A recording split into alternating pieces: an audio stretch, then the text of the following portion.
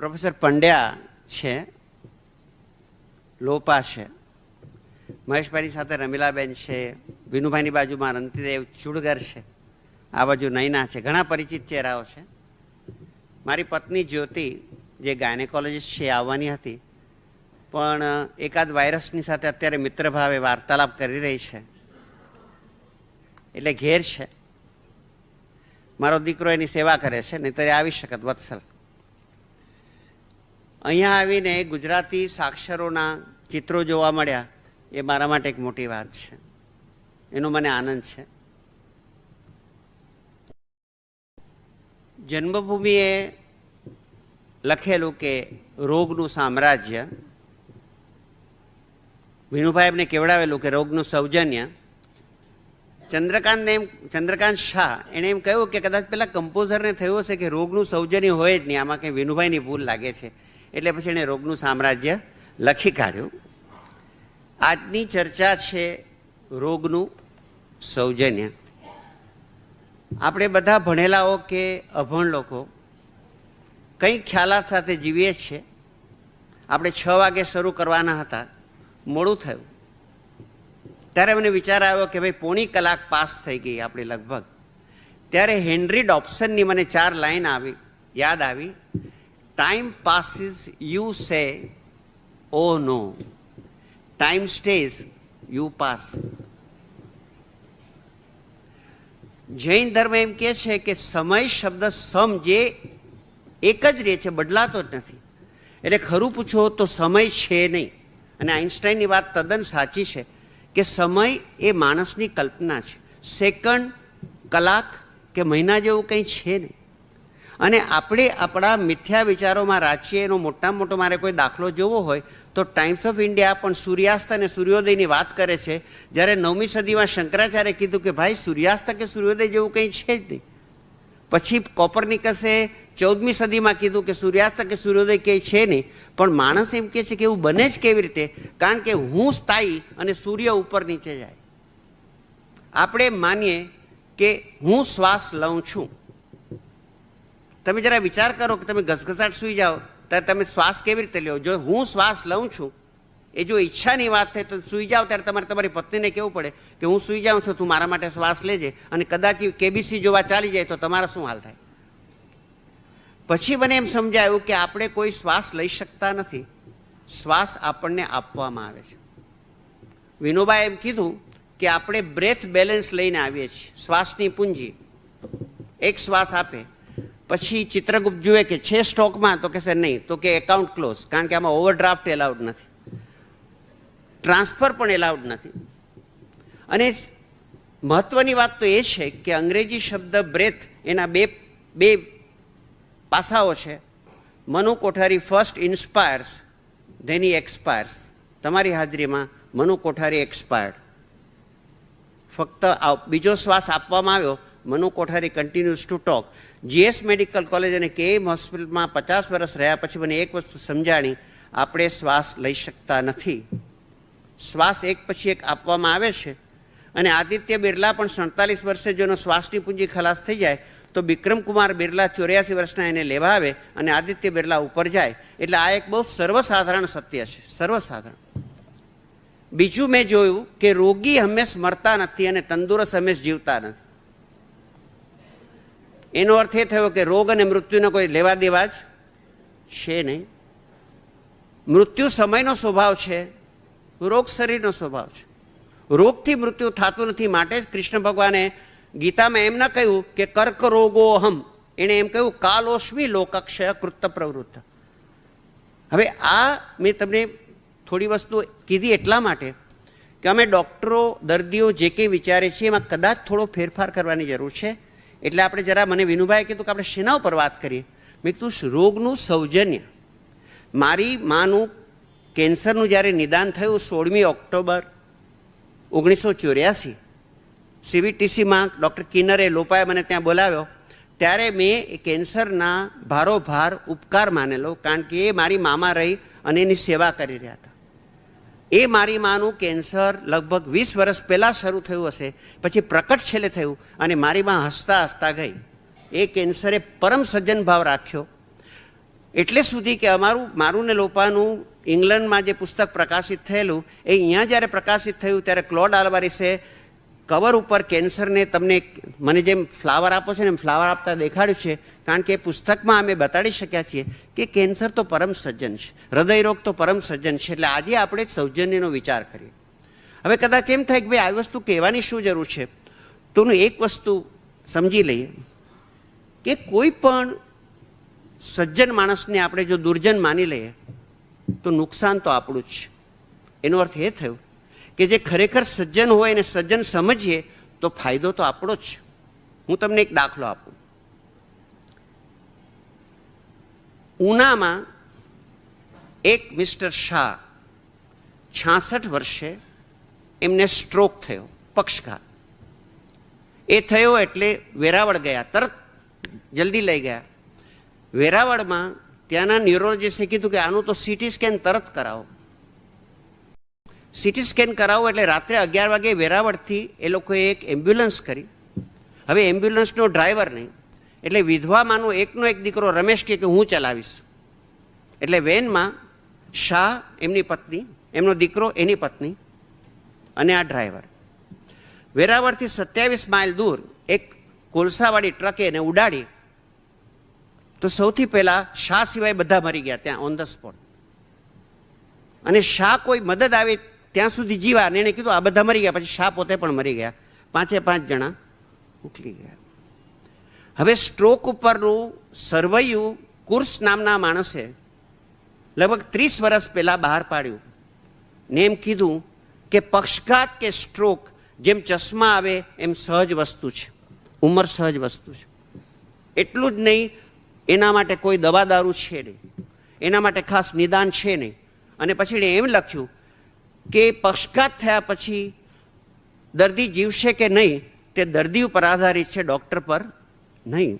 અને હાઇડેલબર્ગમાં 5 વર્ષ પહેલાં પક્ષઘાત ઉપર ઇન્ટરનેશનલ કોંગ્રેસ થઈ. એના ચેરમેને એમ કીધું કે પક્ષઘાતની સારવાર નિદાનથી શરૂ થાય છે અને નિદાનથી પૂરી થાય છે. એનો અર્થ એટલો જ થયો કે જો પેલા ડાક્ટરે આને આશ્વાસન આપ્યું કે આમાં કંઈ ખાસ કરવાની જરૂર નથી, તમારે ભાગવાની જરૂર નથી, ગરીબ માણસો પૈસાથી ખુવાર ન થયા હોત અને કંઈ ન કર્યું હોત તો ચાલત. ઘનશ્યામ દેસાઈ મારા પરમ મિત્ર છે. હવે એમના એક મિત્રને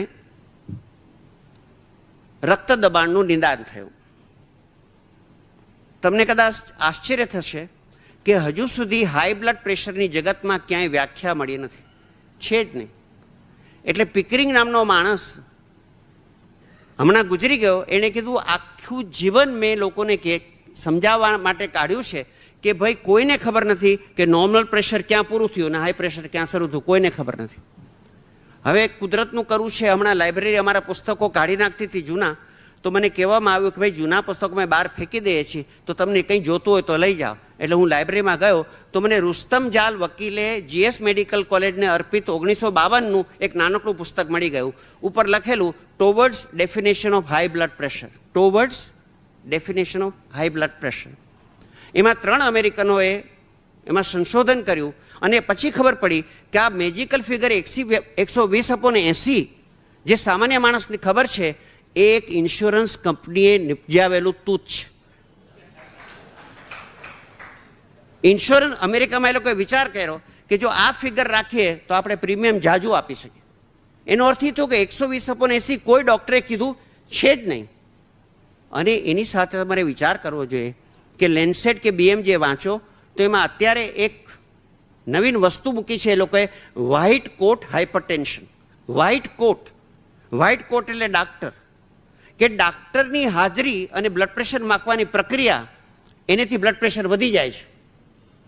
અને એ લોકોએ રિસર્ચ કરી કે બ્લડ પ્રેશરના સિમ્પટમ્સ નિદાન પછી શરૂ થાય છે. પહેલાં આમ પ્રેશર મૂકે અને પછી આમ કરે અને પછી ડૉક્ટર સિરિયસ થઈ જાય એટલે તમને થયું કે આપણે તો ગયા.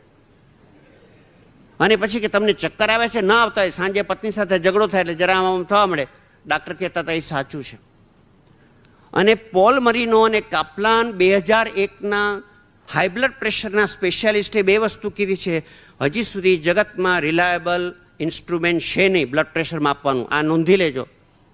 1, વ્યાખ્યા છે નહીં. 2, અને 3, ખરેખર ટ્રીટમેન્ટ પણ છે નહીં. એટલે અમે જેમ સૂર્યાસ્ત અને સૂર્યોદય માટે સોગંદ ખાઈને કહીએ છીએ કે 6:25 સૂર્યાસ્ત થશે, પણ આપણે કંઈ છે તો નહીં. પણ કે ના થશે, હું તને કહું છું ને. બ્લડ પ્રેશરની બાબતમાં અમારી દુર્જનતા વધુ છે, બ્લડ પ્રેશરની સજ્જનતા અમાપ છે. રાજકોટમાં કેન્સર ડિટેક્શન કેમ્પ, આ બહુ એક મોટી વાત છે. ઉપર આમ બેનર હોય, કેન્સર ડિટેક્શન મફત. હવે મારું એમ માનવું છે કે કોઈ પણ ડિટેક્શન કેમ્પ કે ચેકઅપ ક્લિનિક એક એવી મેજિકલ જગ્યા છે કે જ્યાં વ્યક્તિ અંદર જાય ને દર્દી બહાર પડે.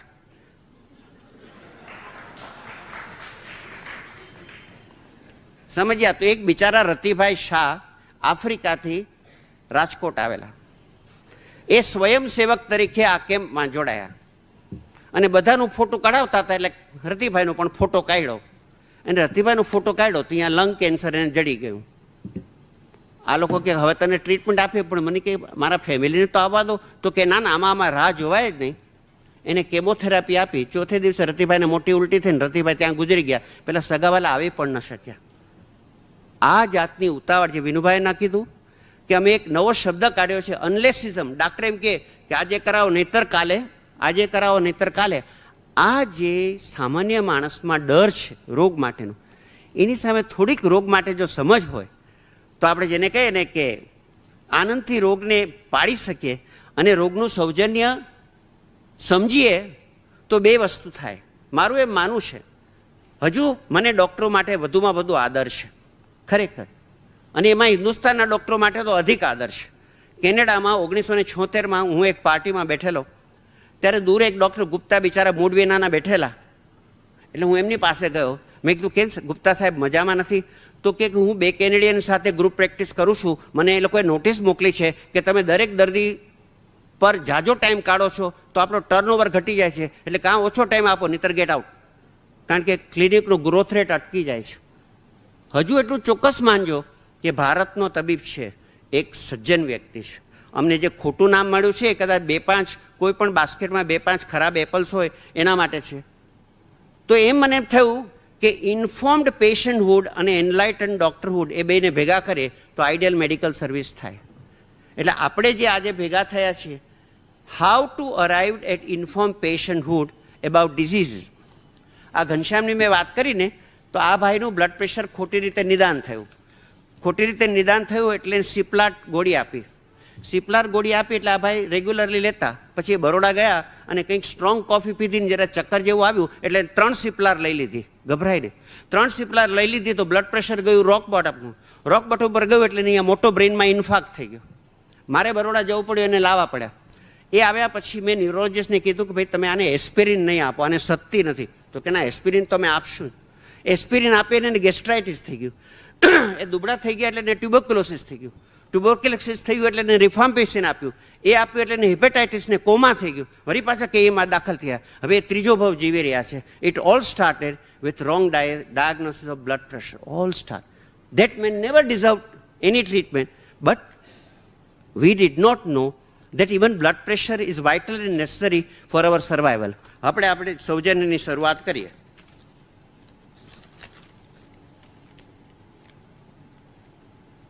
ઇન્સિડેન્ટલી ડૉક્ટર મુખર્જી દિલ્હીના છે, એણે એક હમણાં પુસ્તક બહાર પાડ્યું કે ભારતમાં આજીવન દેવાના 2 કારણ છે, દહેજ અને ડાક્ટરી બિલ.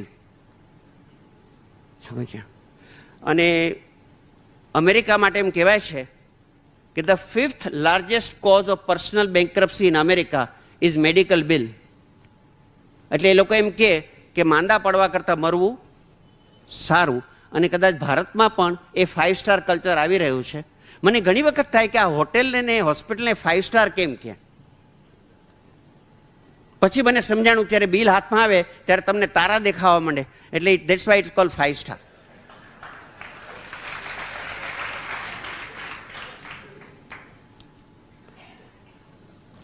હવે આપણે સૌજન્ય એટલે શું? સૌજન્ય, મહેશભાઈ છે, આગેવાન વકીલ છે, ચિંતક છે, કવિ છે, લેખક છે.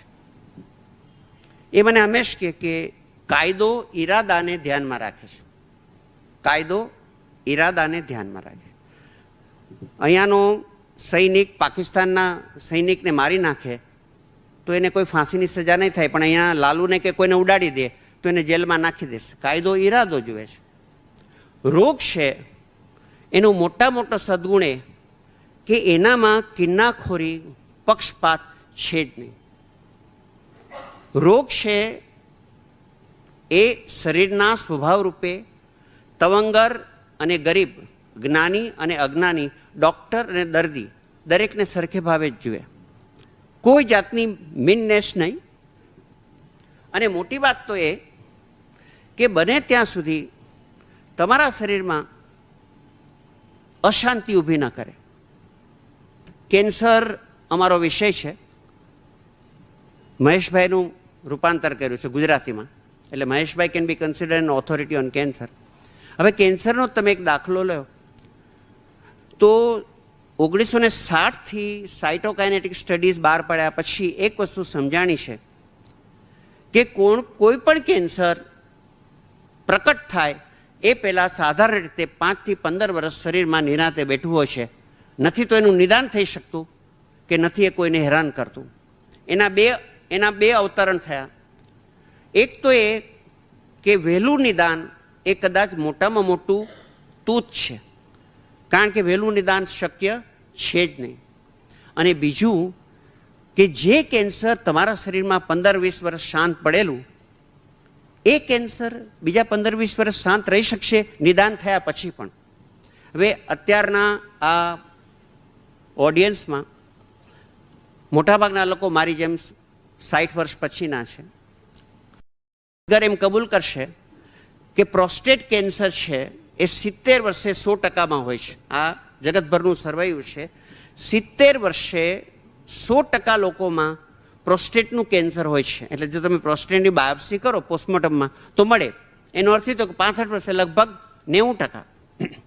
ઓક્સફર્ડ 2001 હમણાં બહાર પડી છે, એમાં પ્રોસ્ટેટ કેન્સરની સામે એમણે મોટું બોક્સ મૂક્યું છે અને બોક્સમાં લખ્યું છે કે પ્રોસ્ટેટ માટે PSA ટેસ્ટ થાય છે. આજકાલ લેબોરેટરીમાં PSA ટેસ્ટ થાય છે.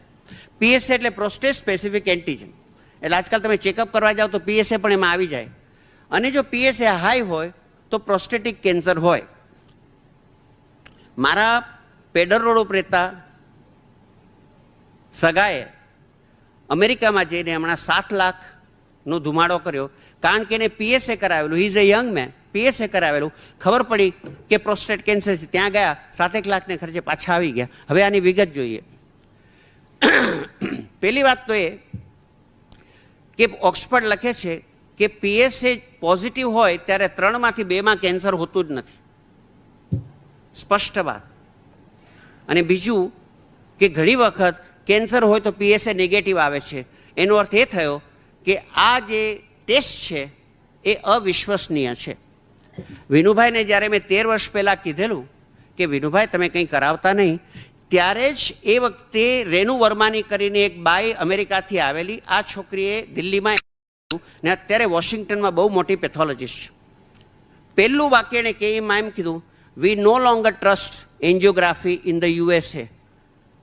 એટલે હું ઊભો થઈને મેં કીધું કે મેડમ કાલે ઓબિચ્યુરીમાં મૂકી દઉં, એન્જિયોગ્રાફી ઇઝ ડેડ. મને કે યુ કેન.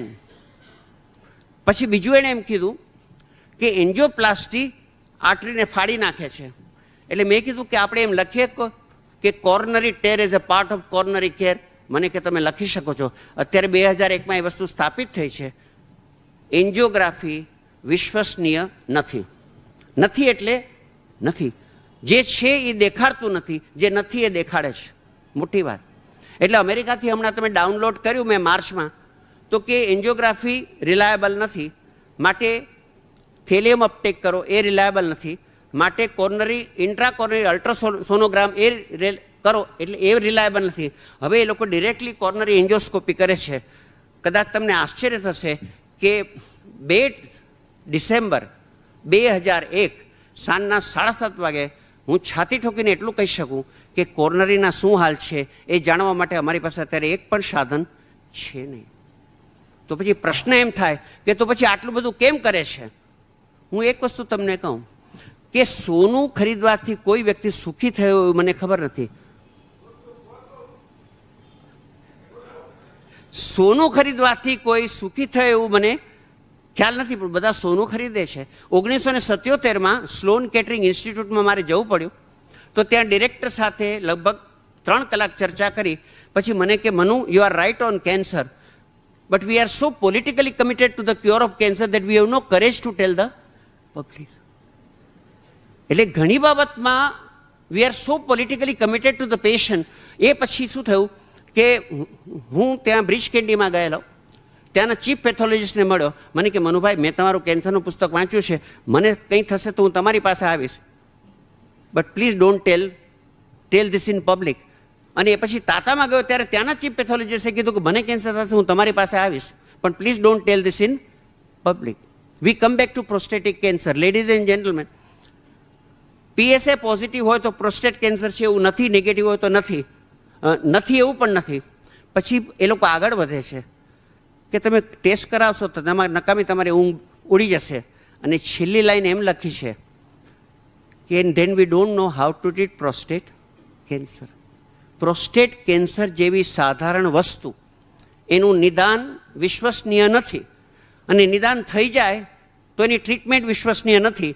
માટે એનો અર્થ એટલો જ થાય કે જો 70 વર્ષની ઉંમરે 100% માણસોને પ્રોસ્ટેટ કેન્સર હોય અને 400 પ્રોસ્ટેટ કેન્સરમાંથી ફક્ત એકને જ તકલીફ કરે, તો બાકીના 399 નિરાંતથી જીવવાની જરૂર છે, કોઈ ટેસ્ટની જરૂર નથી. એનો અર્થ એટલો જ થયો, do not trouble unless trouble troubles you, and trouble your trouble only to the extent that it troubles you. કારણ કે પ્રોસ્ટેટનું કેન્સર મારા શરીરમાં હોય અને ઉપદ્રવ ન કરે તો એમ સમજવું કે 400માંથી 399માં પ્રોસ્ટેટ કેન્સર સજ્જન તરીકે કામ કરે, શાંત પડે, કોઈ દિવસ તકલીફ ના કરે. અને કેન્સર પોતે મરતું નથી, પણ માણસ મરી ગયો એટલે એની સાથે જાય છે. 1956માં એક મોટું સર્વે બહાર પડેલું, હાર્ડિન જોન્સે, એણે એમ કીધું કે કેન્સરથી મૃત્યુ થાય છે એમ માનવાને કોઈ કારણ નથી. મૃત્યુ સમયના હિસાબે થાય છે, કેન્સરના હિસાબે થતું નથી. આ થયું એનું સૌજન્ય. પછી આગળ વધીએ. સંભાવની તો વાત થઈ જ. હમણાં પરમદાડે કોઈ આવેલું કે મારા કુટુંબમાં આને કેન્સર થયું, આને કેન્સર થયું, આને કેન્સર થયું, અને મને છે, તો શું આ વારસાગત છે? એક વસ્તુ સ્પષ્ટ છે, વારસો છે કે નહીં એ મેડિકલ સાયન્સને ખબર નથી. થોડા વખત થયા હું અને લોપા એક વિષય ઉપર કામ કરીએ છીએ.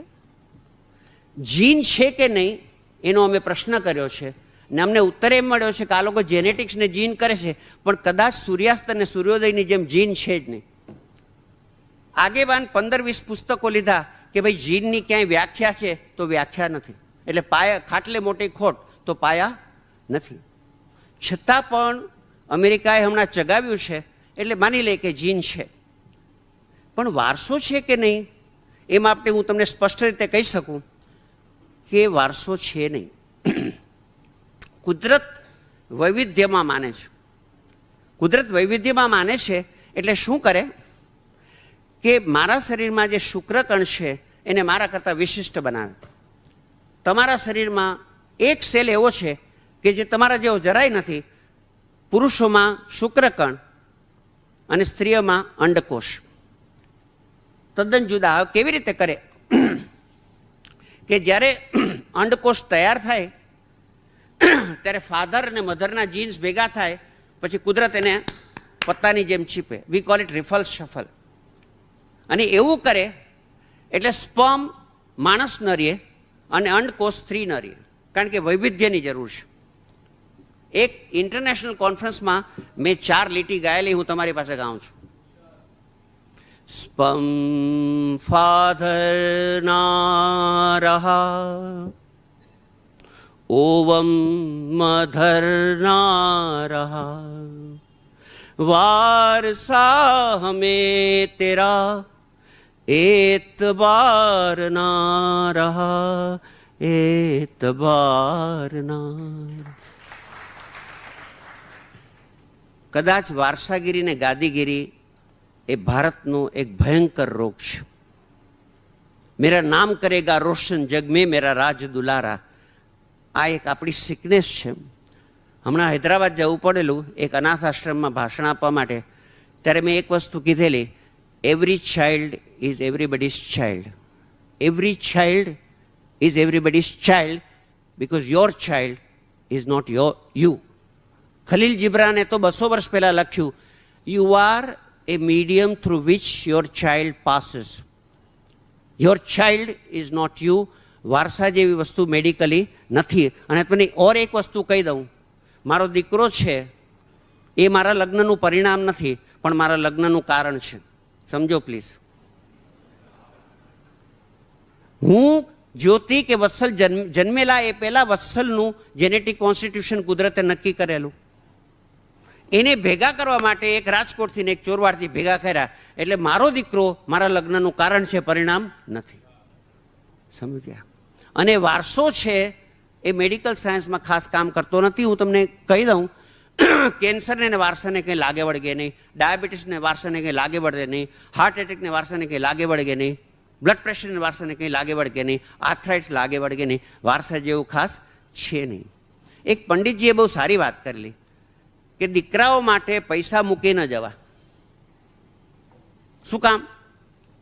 તો કે સારો હશે તો પૈસાની જરૂર નથી, અને જો ખરાબ હશે તો નપાવટ થઈ જશે.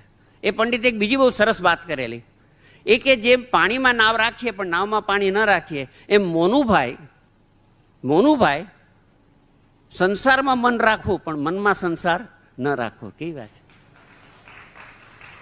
સંસારમાં મન રાખો, જે કંઈ કરો, ગીત ગાઓ, સિસોટી મારો, પણ કે મનમાં સંસાર ના રાખવો. That is good enough. એટલે આ જેટલા રોગો છે એ રોગો છે કે નહીં એ આપણે જરા નક્કી કરી લઈએ. અમારું વિનુભાઈ જે કીધું 1973માં જે પુસ્તક બહાર પડ્યું એ લગભગ 900 પાનાનું છે. એમાં 6600 રેફરન્સીસ છે.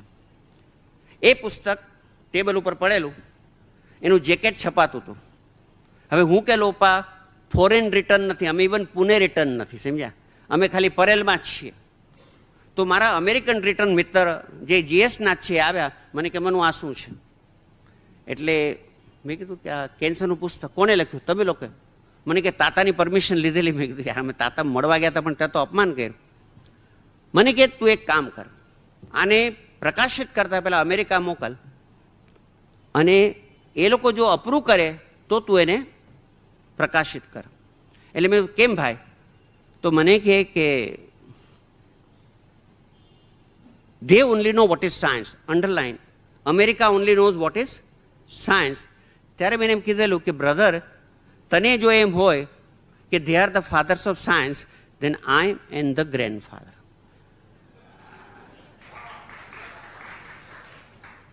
માં એ પુસ્તકનું સંક્ષિપ્તકરણ કર્યું અમે, અને એકી સાથે અંગ્રેજ, ડચ અને જર્મન ભાષામાં 6 દેશોમાંથી એ પુસ્તક બહાર પડ્યું.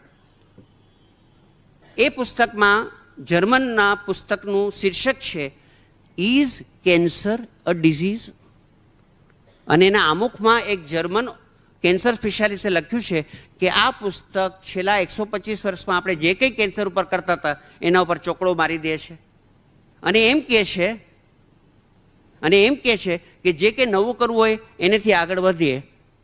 ઇન્સિડેન્ટલી કેન્સર છે એની પણ વ્યાખ્યા નથી, એટલું જ નહીં, પણ મેનેલોપાએ 78માં એક પ્રકરણ લખેલું, cancer is unresearchable. Cancer is unresearchable. એટલે જ્યારે અમે પ્રકરણ ઇંગ્લેન્ડ મોકલ્યું ત્યારે મારા પબ્લિશર મને કાગળ લખેલો કે મનુ તને મશ્કરી કરવાની ટેવ છે પણ ધીસ ઇઝ ટુ મચ. તો મેં તું એક કામ કર, આ પ્રકરણને 5 આગેવાન કેન્સરોલોજીસ્ટમાં ઇંગ્લેન્ડમાં ફેરવ.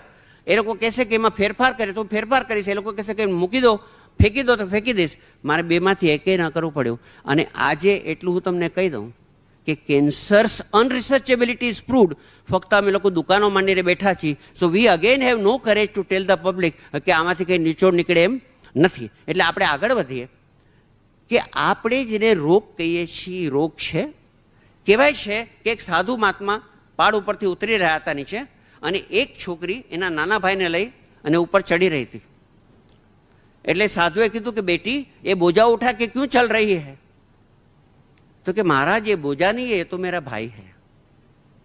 એવી જ રીતે માણસની શારીરિક ઉત્ક્રાંતિ થાય, એમાં દાંત આવે ને જાય, વાળ કાળા હોય તો સફેદ થાય.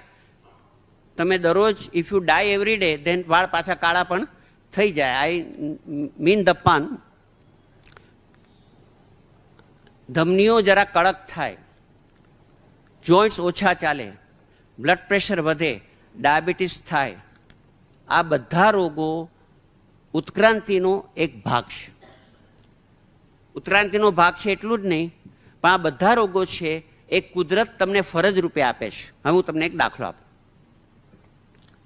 લોપાના પિતાશ્રી અમૃતલાલ જે મહેતા, 80 વર્ષના યુવાન, એમને એક્યુટ લિમ્ફોસિટિક લ્યુકેમિયા થયું. એક્યુટ લિમ્ફોસિટિક લ્યુકેમિયા થયું. આ કેન્સર અનાદિકાળથી જ્યાં જ્યાં થાય છે ત્યાં 33,000 માણસોમાંથી એકને જ થાય છે. એકને થાય છે એટલે બાકીના 32,999ને નથી થતું. માટે આ વ્યક્તિ જેને કેન્સર થાય છે એ સમાજની સેવા કરી રહી છે. આટલું જરૂર સમજ. મારે કેન્સર પેશન્ટ જોવાનો થાય ત્યારે 2 વસ્તુ પૂછે, કેમ થયું અને કેટલું જીવીશ. અને મારે પ્રમાણિકપણે કહેવું પડે કે જો ભાઈ તું મારા ખરખરે આવવા માટે લાયક છું. મને કે પણ ડાક્ટર, મેં કીધું જો દરેક શ્વાસે હું મરું છું. એટલું જ નહીં, પણ મને વધુ સમજાણું છે કે હું એક શ્વાસનો ઘરાક નથી, હું અડધા શ્વાસનો ઘરાક છું. કઈ રીતે? જે હવા અંદર ગઈ છે એ બહાર પડવાની જ. જે હવા બહાર ગઈ છે એ પાછી આવશે કે નહીં, ન જાણ્યું જાનકી નાથે આવતા શ્વાસે શું થવાનું છે. સવાર તો બહુ લાંબી થઈ ગઈ યાર, સમજ્યા? હમણાં જ અરુણભાઈ રીંદાણીના એક સગા એક સર્જન પાસે ગયા. સર્જને ગળા ઉપર હાથ ફેરો, પછી કીધું નોટ મોર દેન 3 months. અને ખરેખર after 3 months that doctor was dead. Vinubhai જેમ કીધું. This exactly. અને Marcus Aurelius, emperor philosopher of Rome, એણે 1લી સદીમાં એમ કીધું, પહેલાં અંગ્રેજીમાં કહું પછી ગુજરાતી કહું. Many a physician forecasting doom for his patient has had his own funeral attended by the same patient. 1લી સદી. ઘણા ડાક્ટરોએ દર્દીનું ટૂંકું જીવન આગાહી કરીને એ જ દર્દીને પોતાની સ્મશાન યાત્રામાં જતા જોયા છે. હવે ડાક્ટરે જોયા કે નહીં મને ખબર નથી, પણ દર્દી જોડાઈ ગયા ખરા. એટલે પહેલી વાત તો એ કે હું એને એમ કહું કે જો ભાઈ તું મારા ખરખરામાં આવવા માટે થયું. કુદરતે શું કર્યું કે એજે મહેતાને, મારા માને, મારા પિતાશ્રીને, લોપાના ફૈબાને, મારા માસીને એમ કીધું કે એમ કરો ને તમે આ કેન્સર લઈ લો ને એટલે બીજાને ન થાય. એટલે એટલું સમજશો કે કેન્સર હોવું એ જીસસ ક્રાઇસ્ટ અથવા શંકરનું એક પાઠ છે. અને જ્યારે તમે દર્દીને એમ સમજાવો કે આ ગયા ભવના પાપની સજા નથી, આ તમારા કુકર્મોની સજા નથી. કેન્સર થવું એ ઝાડપાન, માછલી, દેડકા, કૂતરા, ઉંદર બધામાં એક સહજ વસ્તુ છે. અને જ્યારે થાય છે ત્યારે ચોક્કસ માત્રાથી થાય છે. લિમ્ફોસિટિક લ્યુકેમિયા એજે મહેતાને થયું, એટલે એજે મહેતાને થયું માટે 32,999 માણસો બચી ગયા. અને એજે મહેતાએ 2 કામ કર્યા. જીસસ ક્રાઇસ્ટની જેમ બીજાનો ક્રોસ પોતાના ઉપર લઈ લીધો એટલું જ નહીં, પણ શંકરાચાર્યની જેમ પોતે જીભ પી અને ઝેરની અહીંયા અટકાવી દીધું. એજે મહેતા 11 મહિના જીવ્યા. ઇનફેક્ટ લોપાને ત્યાં નિદાન થયું પછી એ લોકો તે જ દિવસે ચાચી 420 જોવા ગયેલા આપણી કમાલ હસનની. એ પછી એજે મહેતા ઘણી વખત NCPAમાં ગયા અને હસતા હસતા ગયા. કુદરતે શું કીધું કે તમારા ઉપર કેન્સરનું બોજો આવી પડ્યો, એ હસતે મોઢે સ્વીકારો, કારણ કે જેના ઉપર નથી આવ્યો એ લાંબુ જીવશે અને તમે ટૂંકું જીવશો એવું માનવાને કોઈ કારણ નથી, કારણ કે એને માટે કોઈ પુરાવો નથી. માટે કેન્સર છે એ એક સમાજની ફરજ છે. બ્લડ પ્રેશર છે, ડાયાબિટીસ છે, એ અનાદિકાળથી થતું આવ્યું છે અને થાય છે અને મોટે ભાગે શાંત હોય છે. તમે સમજશો કે મોટાભાગના રોગ ચેકઅપ ક્લિનિકમાં નિદાન થાય છે. અને જેમ તમને હેરાન ન કરે ને આપણે આપણો ભાઈ લાગે પહેલાંને બોજો લાગે, એવી રીતે મોટાભાગના જે રોગ છે એ શાંત અને સ્વસ્થ રહે છે. એટલે બ્રુક નામના માણસે ઇંગ્લેન્ડમાંથી એક બહુ સરસ શબ્દ વાપર્યો, અ ડિઝીઝ ઇઝ ડિસ્ક્રીટલી સાયલન્ટ. ડિસ્ક્રીટલી સાયલન્ટ એટલે કે કંઈ અવાજ કરશે નહીં. જરા આગળ વધીએ.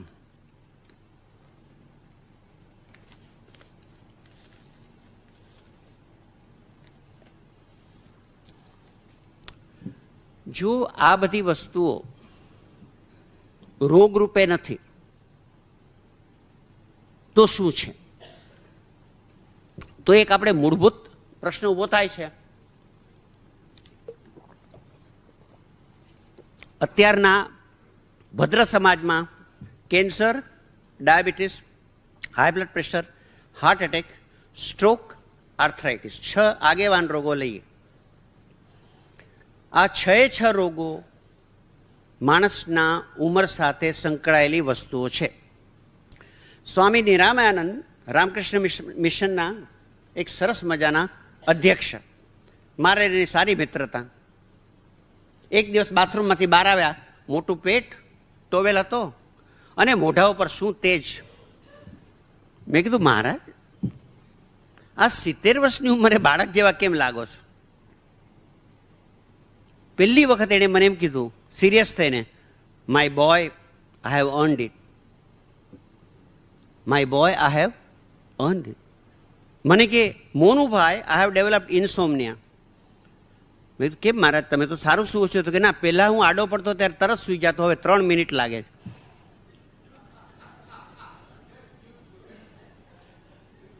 એણે મને કીધું કે આપણા શાસ્ત્રોમાં કીધું છે કે આપણું શરીર સમય જતાં જરા અને વ્યાધિને આધીન છે. જરા અને વ્યાધીન. જરા એટલે જર્જરિત થવું, વ્યાધિ એટલે ડિસઇઝ. હવે તમે વિચાર કરો કે આધુનિક વિજ્ઞાન પાસે ડિઝીઝની વ્યાખ્યા નથી. ડિઝીઝ શબ્દ કેવી રીતે આવ્યો છે? Disease, lack of ease. Peddar road ઉપર રહેનારા ઘણા લોકોને કોઈ પણ જાતના ડિઝીઝ વિના there is a lot of disease. અને ધોંડું પાંડું હોય અને 10-12 ગાંઠ હોય, પણ જો એ પોતે સ્વસ્થ રહીને પડ્યો હોય તો હી હેઝ નો ડિઝીઝ. એટલે એક વસ્તુ સમજી લો કે દેખાતી એબનોર્માલિટી ડિઝીઝ છે પણ ડિસઇઝ નથી. એટલે અત્યારે મેડિકલ વિજ્ઞાને એમ બેસીને નક્કી નથી કર્યું. એકચ્યુઅલી અમે હું ને ચૂડગર પેથોલોજીનું પુસ્તક વાંચીએ, ડિઝીઝ ઓફ ધી એઓર્ટા. હવે શબ્દ શું કહે છે? ડિસઇઝ. હવે મારો ગૂંઠણ છે કે મારો ખભો છે, it can't be disease, I can be disease. સમજે? Is this clear? ખભો, હમણાં લાઠાનું પુસ્તક બહાર પડ્યું છે, લાભશંકર ઠાકરનું સદા નિરોગી. તમે જોયું હોય તો. હવે મને એમ ખ્યાલ આવ્યો કે વાજપેયીને સદા નિરોગી કહી શકાય કે નહીં? વાજપેયીને 3 ની જોઈન્ટ હેરાન કરે છે, રાઈટની, લેફ્ટની અને આડવાની. અને હમણાં કહો કે લાઇટર વેઇનમાં એમ કીધું કે વાજપેયીને કોઈ પૂછ્યું કે પેલા બેન તમારી સાથે રહે છે એની સાથે કેમ લગ્ન નથી કરતા? તો કે અડવાની ના પાડે છે.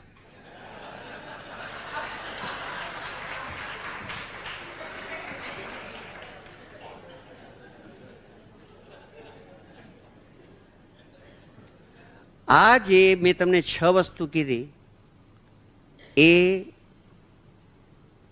જરા થવું, જર્જરિત થવું, એના ઉપરથી અત્યારે એક નવું વિજ્ઞાન થયું છે, જીરિયાટ્રિક્સ. જીરિયાટ્રિક્સ એટલે અમારે તમે કેએમ આવો તો સફેદ વાળવાળાને સારા કરવાની એક પ્રક્રિયા, જીરિયાટ્રિક્સ. સફેદ વાળની શરમ હોય તો આપણે પટ્ટો લગાડીએ. આ પટ્ટો લગાડીએ એના માટે મને બોબ હોપે એક સરસ પ્રસંગ કીધેલો 1970માં. હું અમેરિકા ગયેલો ત્યારે 1977માં. એક જોને મોટી ઉંમરે નક્કી કર્યું કે લગ્ન કરવા. એટલે એણે ગોદરેજ ડાય વાપરી, ના, એણે વીક પહેરી, પછી નવું ડેન્ચર પહેર્યું, દેવાનંદની જેમ સર્જરી કરાવી. ક્યાં વાત હે. અને પછી એને એની ફિયાન્સીને કીધું કે તું સીધી રજિસ્ટ્રારની ઓફિસ ઉપર આવ અને હું જાઉં છું. પણ જતાં જતાં કે ઓ ગોડ, હવે મારી પાસે ખાસ વર્ષો રહ્યા નથી, મોટાભાગના લગ્ન ખોરંબે ચડી જાય છે, મને જરા સારું લગ્ન જીવન આપજે ઓ ગોડ. ત્યાં તો એની ગાડી આડી ફાટી ઝાડ સાથે ભટકાણી અને જોન બાર. એટલે જોન કે O God, you should have done this to me when I was praying thee. હે ભગવાન, હું તારી પ્રાર્થના કરતો ત્યારે તે મને આવું કર્યું. For a while all was quiet. Then came the booming voice of the Lord. My apologies, John, but I couldn't make out it was you, yaar.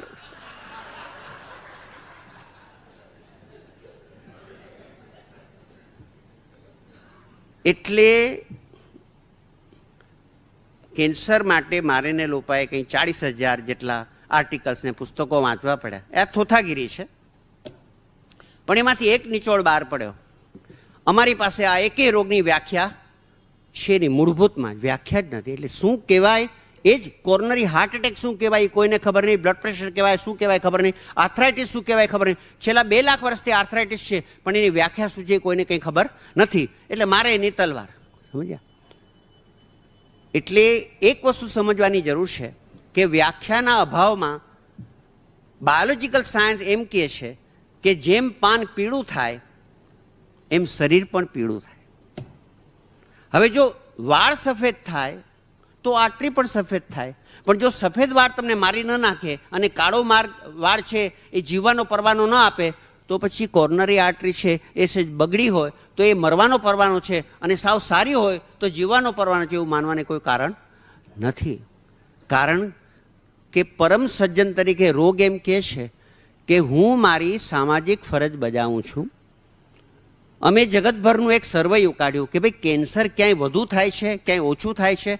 એટલે કેન્સરની એપિડેમિયોલોજી અમે અભ્યાસ કર્યો, અને કે મનુ કોઠારીએ સિગરેટ પીધી અને કેન્સર થયું. મારા પિતાશ્રી સરસ માણસ, 75માં ઇલસ્ટ્રેટેડ વીકલીના કવર ઉપર ખુશવંતસિંહે અમને મૂક્યા, મને લોપાન. અને એ ગાજી ગયું. મનુભાઈ એમ કહે છે કે ટ્રીટમેન્ટ ન હોવી જોઈએ. એ વખતે એક આગેવાન જર્નાલિસ્ટ મને મળ્યા, શ્રીમતી ફલાણા. મને કે તમારા ઘરમાં કોકને થશે ને ત્યારે જોઈ લઈશ. Now see this was a jibe which was very direct કે મનુભાઈ વાતો થાય છે, તમારા ઘરમાં કોકને થશે ત્યારે જોઈ લઈશ. હવે ભગવાનનું કરવું તો 1 અઠવાડિયા પછી મારા પિતાશ્રી કેએમમાં આવેલા, કંઈ એમના કેટરેક્ટની સર્જરી માટે કંઈ રૂટીન ચેકઅપ હતું. એક્સરે કઢાવ્યો, હું લેક્ચર થિયેટરમાં હતો ને લોપા એ ભીની પ્લેટ લઈને આવ્યું, કારણ કે મારા પિતાશ્રીને જમણી બાજુ આવડું મોટું કેન્સર ઢીંગ કરતું. એટલે એ લઈને અમે ગયા એસઆર કામત પાસે. એટલે સૌથી પહેલાં એસઆર કામતે AK-47 લઈ અને મારા ફાધરને ફાયર કે તમે see what you have done mister Kote, see what have you done. મેં કીધું ડોગ, એણે 57 વર્ષ સિગરેટ માણી છે, એને વાંધો નથી, મને વાંધો નથી. કરાચી હું એમના માટે જ્યારે હોકો તૈયાર કરતો ને ત્યારે મને અદેખાઈ આવતી, કારણ કે ફાધર બેઠા બેઠા આમ ગુડગુડ ગુડગુડ કરે ત્યારે મને થાય હું ગુડગુડ ગુડગુડ કરી લઉં. આહા, તોય કે નહીં, બાપસીને બધું કરાવવું પડશે. બધું નક્કી થયું. કર્ણિક સાહેબ બાપસી કરે, ધ્રુવ સાહેબ એનેસ્થેસિયા આપે. ગુરુવાર હતો, શનિવારે બધું. શુક્રવાર સવારે મારા ફાધર 2 કપ ચા લઈને આવ્યા, નહીંતર હું ચા બનાવું પોતે લઈને.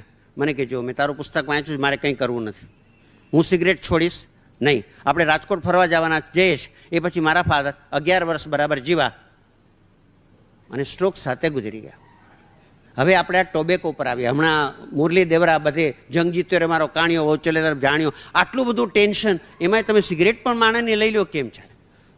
હવે વાસ્તવિક રૂપે જે લોકો સિગરેટ માણે, ટોબેકો માણે, એને બોવેલ કેન્સર, બ્રેઇન કેન્સર, પાર્કિન્સોનિઝમ અને આલ્ઝાઇમર્સ ઓછા થાય. એટલે તમારે સિગરેટ પીવી જોઈએ એમ માનતા નહીં, પણ એક વસ્તુ તમને કહે કે જો સિગરેટની મજા આવતી હોય તો મહેરબાની કરીને કોઈની છોડાવતા નહીં, ક્રૂર ન થતા મહેરબાની કરીને. એનું કારણ છે કે કોઈ કેન્સર હજી સુધી કોઈ કારણસર થયું નથી, કારણ કે કેન્સર સજ્જન છે અને કેન્સરને દંડીકો લઈ અને કર્મ ફિલોસોફીમાં તમારા માથામાં દંડીકો મારવાની ટેવ નથી. વચ્ચે શું થયેલું કે પીલું ભરૂચા અને કે દાતે આગેવાન કાર્ડિયોલોજીસ્ટ અને પીલું ભરૂચા આગેવાન પીડિયાટ્રિશિયન, એ લોકોએ એક વાત વહેતી મૂકી કે બેડરૂમમાં કંઈક કરવાથી હાર્ટ એટેક આવે છે. Bedroom activities lead to heart attack. એ થયા પછી અમારી બાજુના એક ડૉક્ટર પત્ની બધું પતી જાય પછી પતિની નાળ જુએ આમ કે છે કે નહીં. એટલે પેલા કે એ નાડી નહીં બીજી નાડી જો, આ તો નાડી ક્યાં જુએ છે. એ વાત લગભગ 3-4 વર્ષ ચગી. ત્યાર પછી સેન્ડોઝના ટ્રાયેંગલમાં એક લિમેરિક બાય એક પેશન્ટે લખેલું, હું અંગ્રેજીમાં બોલી જાઉં પછી ગુજરાતી કહું. My doctors have made a prognosis that sex causes coronary thrombosis, but I would rather expire after fulfilling my desire than develop neurosis. ડૉક્ટરોએ કહ્યું કે સંભોગ કરવાથી હૃદય રોગ આવે છે, છો આવતો કરી અને મરી જઈશ, પણ મારે ન્યુરોટિક થવું નથી. એ વાત ગઈ, ફેંકાઈ ગઈ. એક વસ્તુ ચોક્કસ માનજો, હાર્ટ એટેક માખણ ખાવાથી આવતું નથી, રોટલીમાં ઘી નહીં, મીઠાઈ નહીં. એક વખત યુડકિન નામના માણસે લખેલું કે હું નાસ્તો કરવા ગયો એટલે મારી પત્ની કે no butter today, take the dry bread.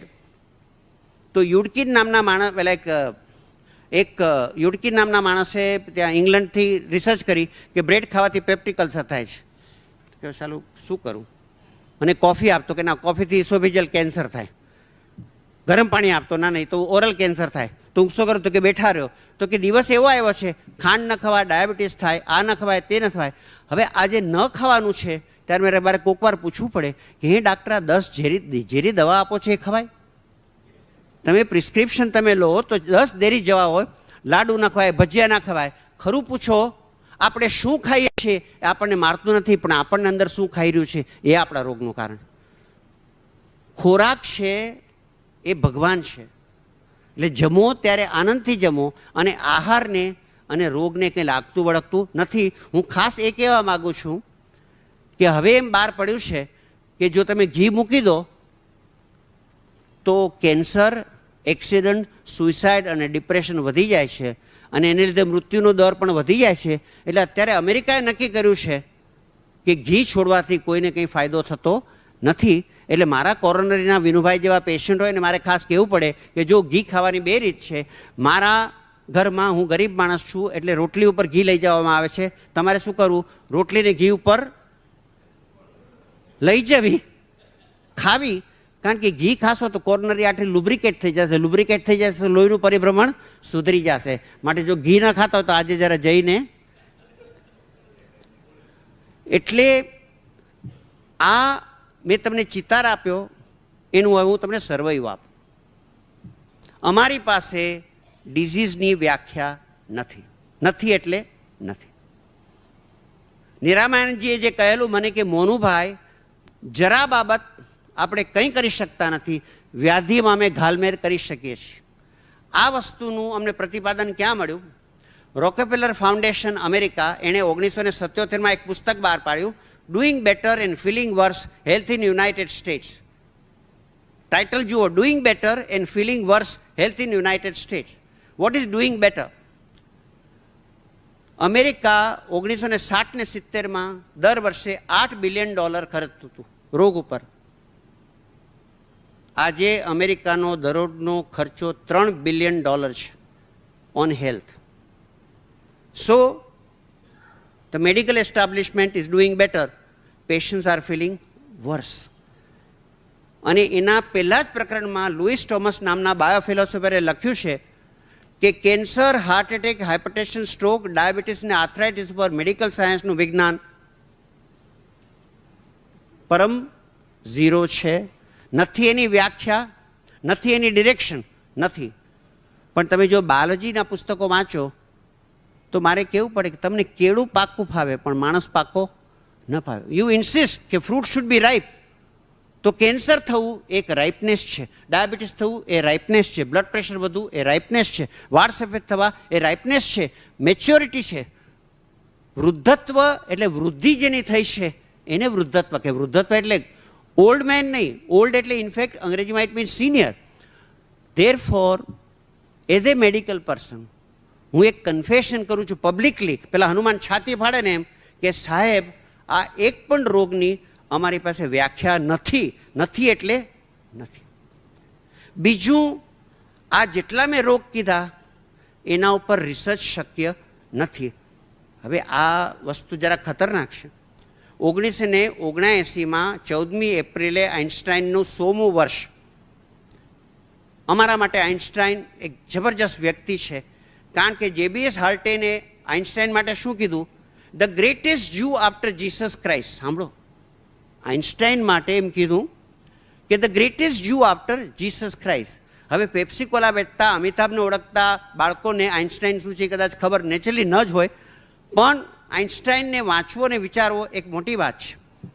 એ વખતે મેં એ લોકોએ નક્કી કર્યું કે ટાઈમ, અનસર્ટનિટી, રિલેટિવિટી અને નોર્માલિટીને ફિઝિક્સમાંથી મેડિસિનમાં લઈ આવ્યા. એટલે અમે એક મોટો એસે લખ્યો, શિકાગો મોકલ્યો, પ્રકાશિત થયો. એનું શીર્ષક છે the trans science aspect of disease and death. એમાં એમ બતાવ્યું છે કે કોમન કોલ્ડથી કેન્સર સુધી દર્દીને ઉપયોગી થઈ શકે એવી રિસર્ચ શક્ય ખાસ છે નહીં. એટલે પછી મારા બધા મિત્રોએ કીધું કે તને સીટી સ્કેનની ખબર નથી, આની ખબર નથી, તેની ખબર નથી. Then we wrote another essay, trans technic aspect of disease and death. એનો અર્થ એ થયો કે ગમે એટલા આપણી પાસે સાધનો આવે પણ આ રોગ સામે રિસર્ચ કરવાની આપણી પાસે તાકાત નથી. એક તો પછી એમ થયું કે આટલી બધી હોસ્પિટલ, મનુભાઈ તમે કહેવા શું માગો છો? હું ખાલી એટલું જ કહેવા માગું છું, રોગ થવો એ ઉંમરનો સ્વભાવ. એક.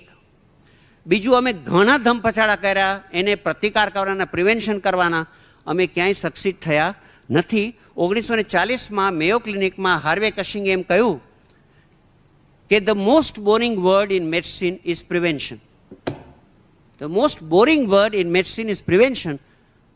માખણ ન ખાઓ, હાર્ટ એટેક નહીં આવે. સ્મોકિંગ ન કરો, આ ના આવે. પછી એમ થાય કે તો પછી જીવવું કેવી રીતે?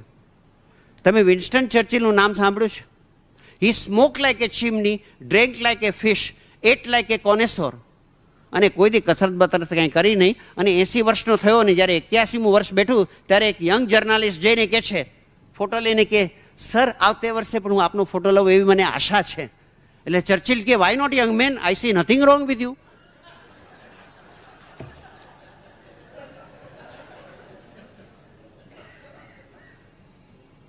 બીજું, અમારી પાસે એવો એકેય પુરાવો નથી કે રોગને સારવાર આપવાથી લાંબુ જીવાય છે. એવો પુરાવો નથી. Again we come to Niramanandji. રોગને લીધે જે અસુખ થાય એ દૂર કરવા જે કરવું એ કરવું, પણ રોગને જડમૂળથી કાઢવાનો કોઈ દી પ્રયત્ન કરવો નહીં, કારણ કે કોઈ કાઢી શકતું નથી. ત્રીજી વાત એ છે કે હું અહીંથી ઘાટકોપર સ્ટેશન હેલિકોપ્ટરમાં જાઉં એને પ્રગતિ ન કહેવાય. હું આવતો ત્યારે મારા અતુલભાઈ સાથે વાત થઈ કે ભાઈ પ્રગતિની વ્યાખ્યા શું? તો મેં કીધું કે 47માં આપણે બહુ ગરીબ દેશ હતા એટલે એક ગાંધીને ઓર્ડિનરી રિવોલ્વરથી માર્યા. એ પછી 84માં આપણે પ્રગતિ કરી એટલે બીજા ગાંધીને AK-47થી માર્યા. અને ફરી પ્રગતિ કરી એટલે 88માં ત્રીજા ગાંધીને બોમ્બથી માર્યા. આને પ્રગતિ ન કહેવાય. અમે જે મેડિકલ વિજ્ઞાનમાં પ્રગતિની વાત કરીએ છીએ એ સાધનની પ્રગતિ છે, સાધ્યની પ્રગતિ નથી. સાધનની પ્રગતિ, અમારી પાસે રમકડાઓ ઘણા છે, ઇન્સ્ટ્રુમેન્ટ ઘણા છે. કદાચ તમને અમે તરત આગળ 8 દિવસ લાગતા ગોલ બ્લેડર પછી આજે અમે તમને 2 દિવસમાં મોકલી દઈએ છીએ. પણ એક વસ્તુ તમને કહું, એક પણ રોગની બાબતમાં નથી અમને વ્યાખ્યા મળી, નથી માર્ગદર્શન મળ્યું. એટલે જેમ હવે મુંબઈમાં હું એમ કે ગાડી લઈને જતો હતો અને મારા મિત્ર ડૉક્ટર સુનિલ મોદી ચાલીને જતા હતા એટલે મેં એને લિફ્ટ આપી. મેં કીધું સુનિલ ચાલ, તો મને કે આજ નહીં, આજ મને ઉતાવળ છે.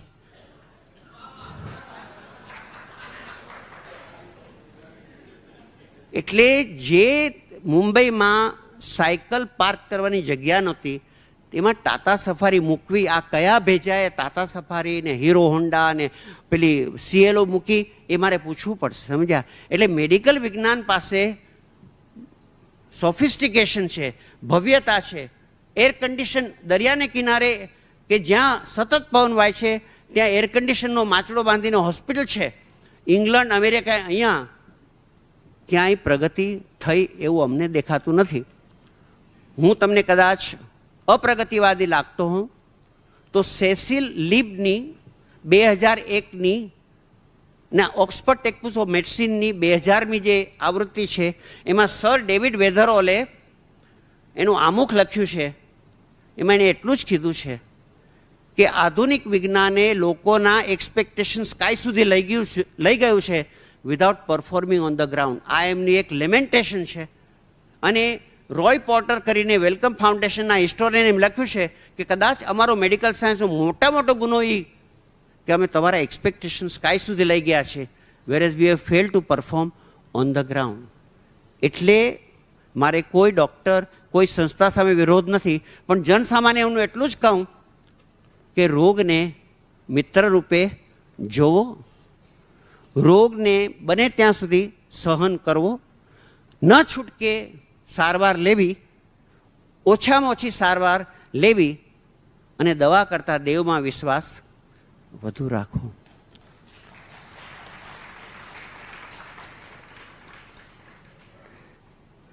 મૃત્યુ ઉપરનું અમારું એક પુસ્તક છે. એમાં એક જ વસ્તુ કીધી છે કે કોઈ મૃત્યુ અનુચિત રીતે આવતું નથી. મૃત્યુનું પરમ સૌજન્ય તમારે જો સમજવું હોય તો 3 પુસ્તકો વાંચવાનું કહું છું. Tibetan Book of the Dead, Egyptian Book of the Dead અને આપણે ત્યાં લખાયેલું આઇલેન્ડ બાય આલ્ડસ હક્સલી. 3 દિવસ પહેલાં મૃત્યુ આવીને મોટે ભાગે કહી જાય છે કે હું આવું છું, તૈયારી રાખજે. મધ્યકાલીન યુરોપમાં કોઈ વ્યક્તિ આગળથી જાહેર કર્યા વિના મરી જતી, એને ચર્ચમાં બેરિયલ ના આપતા. He did not know that he is going to die, he must be a depraved man. સમજ્યા? અને નિયર ડેથ એક્સપિરિયન્સનું જે વર્ણન છે એમાં એમ કહ્યું છે કે મૃત્યુ આવે ત્યારે તમે તમારા શરીરમાંથી બહાર પડો છો, તમે તમારું દર્શન કરો છો અને વિચાર કરો છો કે આ મંદિર હવે ભગવાનને સોંપી દઈએ. એવી વખતે ખૂબ પ્રકાશ દેખાય છે અને કુદરત એમ કહે છે માગ માગ, કારણ કે તમે ત્યારે બ્રહ્મન સ્વરૂપમાં હો છો. તમે એમ કહો કે મારે અબ્દુલ રહેમાન અંતુલે થવું છે તો એ આખી સાયકલ શરૂ થાય છે. માટે રઘુવંશમાં ક્યાંક છે કે ચીર શ્વાસ વેળાયામ યત કુર્યાત તત કુરુ. છેલ્લી ઘડીએ તમારો જે ભાવ તમારે જોઈએ છે એ ભાવ અત્યારે જ રાખો, કારણ કે તમને ખબર નથી કે છેલ્લી ઘડી ક્યારે છે. 2 મિનિટ છે બનુભાઈ કે જાવેદ અલી શાહ, લાસ્ટ મોગલ કિંગ, અને શતરંજ કે ખિલાડીમાં આનું બહુ સરસ કામ આપણો પેલો ગબ્બરસિંહનું, હા એનું શું સરસ કામ છે. એને બ્રિટિશરોએ છેતરો, મુસ્કેટાટ બાંધીને રંગૂન મોકલી દીધો. ત્યારે એને એક જે ગીત લખેલું એ જીવન અને મૃત્યુને સંબંધિત છે. બાબુલ મોરા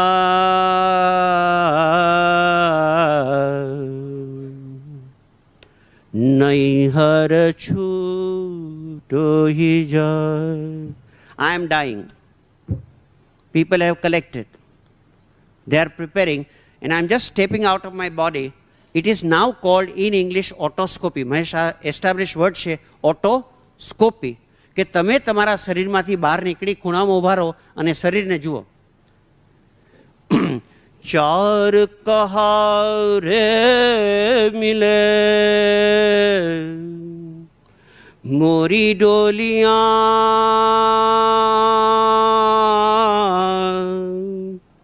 સજાવે.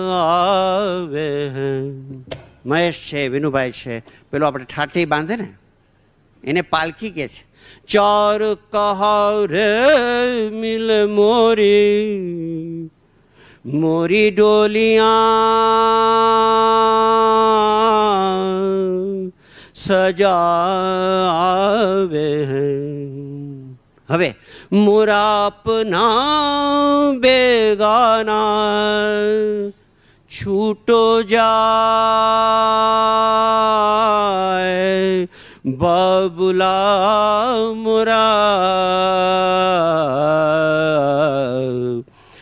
નહીં હર છૂટો હી જાય. મને બહાર કાઢ્યો સંગમના મકાનમાંથી. અંગના તો પર્વત ભયા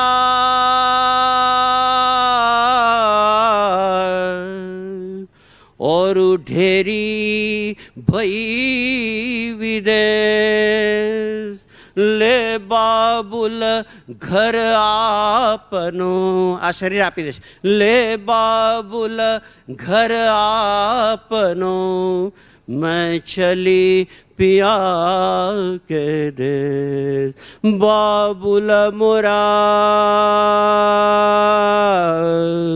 नहीं हर छूटो जाय रे नहीं हर छूटो ही जाय.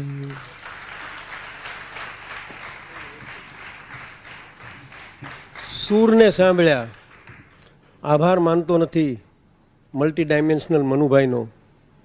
પરિવારના સભ્ય ગણી ગૌરવ અને ગરિમા સાથે આપણે એમને સાંભળ્યા, માણ્યા. પણ હું એક બસૂરને પણ સાંભળી લ્યો. મને શૂન્ય પાલનપુરીનો એક શેર યાદ આવે છે કે તબીબોને કહી દો કે માથું ન મારે, તબીબોને કહી દો કે માથું ન મારે, દર્દ સાથે સીધો પરિચય છે મારે, દર્દ સાથે સીધો પરિચય છે મારે. હકીકતમાં હું એવો રોગી છું જેને બહુ સારી પેઠે દવા ઓળખે છે, બહુ સારી પેઠ. હવે અડધો એક કલાક મનુભાઈ પાણીનો ઘૂંટ મારી લે, બીજું તો કંઈ આપી શકાય એમ નથી. ત્યાં સુધીમાં પોતાની જગ્યા ઉપર બેસીને માત્ર હાથ ઊંચો કરો જેને કોઈ પ્રશ્ન પૂછવો હોય, અને મનુભાઈ એ આંગળી ઉપર પોઈન્ટ આઉટ કરે, he will ask the question, any question without એની કોઈ જાતની પાબંદી વિના બિલકુલ નિખાલસ ભાવે આપ કરી શકો છો. આ પાણીના ઘૂંટની વાત કરીને મને સુંદરમાં સુંદર લાગતું હોય તો પાણી, મને પાણી જોવું બહુ ગમે. કોઈ સારા માણસના હૃદય જેવું પારદર્શક. પાણી વિચાર કરે છે, પાણી વિચાર કરે છે. અરબસ્તાનના રણમાં એક રાજા ભૂલો પડી ગયો, અમીર. બહુ તરસ લાગી. પછી દૂર એક ત્યાં ફકીર ઓલિયો બેઠો તો એની પાસે પાણી હતું. એટલે રાજાએ કીધું કે એક ગ્લાસ પાણી. તો કે શું આપે? તો કે મારું અડધું રાજ લઈ લે પણ પાણી આપ. આપી દીધું. પછી રાજા કે મારે બીજો ગ્લાસ જોઈએ છે. તો કે બાકીનું? તો કે આખું રાત તારું, પણ 2 ગ્લાસ પાણી મને આપ. પાણી પી લીધું. પછી રાજા કે ચાલો હવે તમે રાજા ને હું પ્રજા. તો કે મારે નથી આવું. તો કે કેમ? તો કે જે રાજ્યની કિંમત 2 ગ્લાસ પાણી જેટલી નથી એને મારે લઈને કરવું જ શું. કે પાણી માટેનો આદર તમારા હૃદયમાં જાગે એટલા માટે હું તમને 2 પ્રસંગ કહું છું. લોર્ડ બાયરન જ્યારે ઓક્સફર્ડમાં એમએની એક્ઝામમાં બેઠા ત્યારે એને લાસ્ટ સપર ઉપર એસે લખવાનો હતો, નિબંધ લખવાનો હતો. અને નિબંધમાં શું વસ્તુ હતી કે ક્રાઇસ્ટે પોતાના 10 શિષ્યોને બ્રેડ આપી which was the flash of Christ, અને રેડ વાઇન આપ્યો which was the blood of Christ. ત્યારે બાયરન કહે છે કે ક્રાઇસ્ટ પાસે વાઇન તો હતો નહીં, રોમન લોકોએ ખાલી પાણી જ આપેલું, તો વાઇન કેવી રીતે થયો? તો કે હું તમને કહું. ક્રાઇસ્ટે શું કર્યું કે પેલા બધાને બ્રેડ વેચી, પછી બાજુમાં પાણીનો જગ પડેલો એનું ઢાંકણું ઊંચું કર્યું કે કેટલું પાણી છે. જ્યારે ક્રાઇસ્ટે પાણી તરફ જોયું ત્યારે water saw its master and blushed. પાણીએ પોતાના ભગવાનને જોયા અને પાણીના મોઢા ઉપર લાલી છાઈ ગઈ અને પાણી રેડ વાઇન. બીજું હું તમને પૂછું કે પાણી એક જ એવી અવળચંડી વસ્તુ છે which exhibits what is called anomalous expansion of water. વિજ્ઞાનના બધા નિયમોનું ઉલ્લંઘન કરી અને પાણી 4 ડિગ્રી ને 0 ની વચ્ચે કદ ફૂલાવે છે, અને એ કદ ફૂલાવી અને પછી ગમે એટલું ઠંડુ કરો તો સંકોચતું નથી. એનું કારણ શું?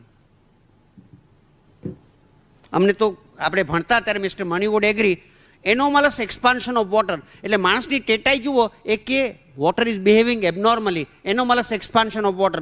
હું તમને બધાને પૂછું છું, વાય વોટર એક્સપાન્ડ્સ?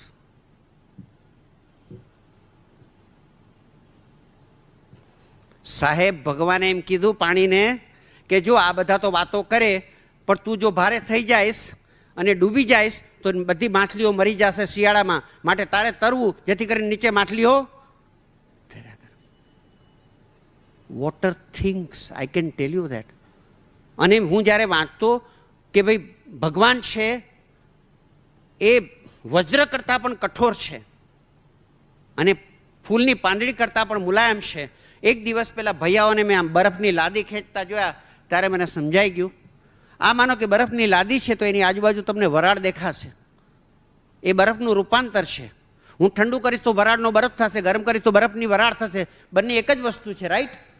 એના માટે ટુકડોજી મહારાજની સરસ છે, સાગર સે ઉઠા બાદલ બન કે, बादल से गिरा जल हो करके, फिर नहर बना नदिया गहरी, तेरे भिन्न प्रकार तू एक ही है. એટલે આ વરાળ ફૂંક મારો તો ઉડી જાય અને આ બરફ ટાઇટેનિકને ડૂબાડી દે. સાહેબ 20 ફૂટનું એટલે કુદરત છે.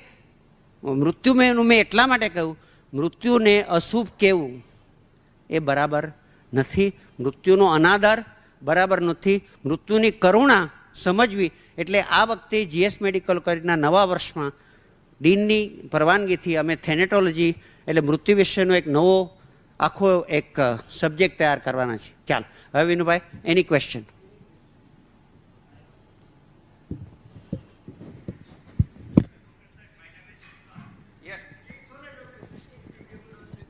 હાજી બોલો.